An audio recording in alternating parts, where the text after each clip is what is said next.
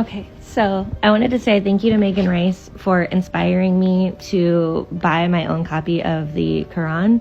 I got this version, which is really cool because it has like the English translation as well as like the original one, and then it also has footnotes that like explain some things. But one thing that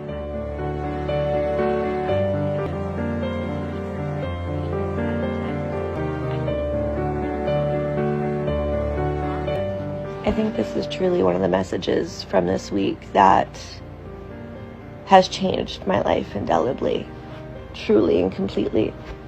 I will never, ever, ever allow anyone at all to tell me about the Muslim people or Islam, because y'all's belief is beautiful. It's transcendent. You know, like, if this is the campaign to get nations to be Islamic, it's doing it. How y'all hold faith is with such an indomitable hope.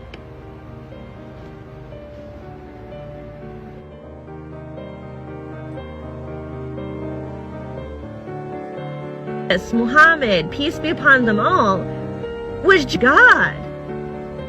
And they've done that. I was going through and I was but one thing I wish that Christians understood is, like, the broad majority of the Quran is literally just reiterating the stories of the Bible.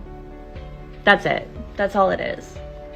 Like, I mean, it repeats the story of Noah multiple times. It repeats the story of Moses multiple times. It repeats the story of Job multiple times. Like, it's just the Bible, but, like, it makes things more clear. And I think that that's why it is so easy for people who have read the Bible, who have truly accepted God, like the real God, into their heart at some point, to read the Quran and go, oh, it isn't this like fake thing. And in fact, it actually helps the Bible make more sense in a great myriad of ways. You know, like, the Bible is just a bunch of parables, which is fine. Some people learn through parabolic teachings, but the Quran is like, here's all the parables, but also here's a bunch of just straight up rules, because I know a lot of people struggle with rules, like struggle with gleaning information out of text. I mean, like, the Quran is called repeatedly in the text the reminder. And, like, at no point does it say not to trust the Bible. At no point does it say not to trust the Torah.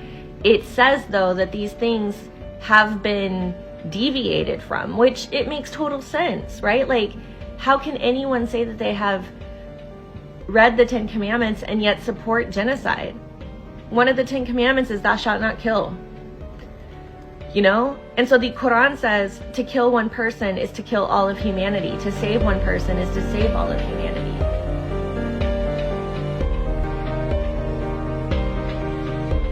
Yet one more belief has been structurally proven correct in the Quran.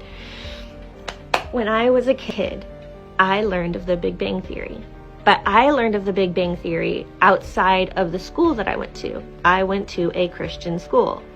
And so when I heard of the Big Bang Theory, my childlike brain was like, oh, that makes total sense. That if God so willed it to create the universe, then of course it would be like one big bang happened and everything was created. That makes total and utter sense to me, right?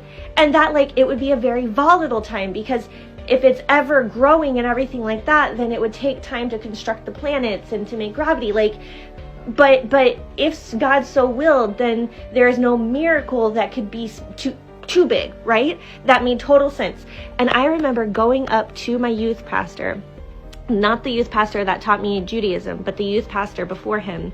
And I was like, I know how God created the earth. I know how God created the earth. God did it with the Big Bang. And I remember being told very clearly that you can't confirm God with science, and that you have to rely purely on faith. That when God created the earth, he created the earth. And that when God created the planets, he created the planets. And that we should just trust that the way that God created it is outside of our realm of understanding. And yet,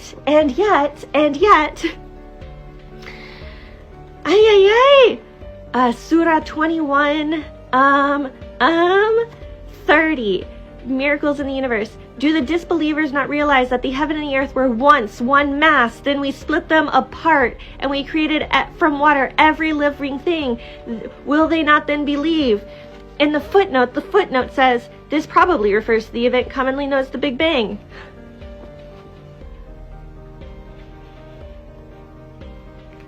I feel like I have been a Muslim my entire life. My entire life. And this isn't even the question that I'm waiting to be answered.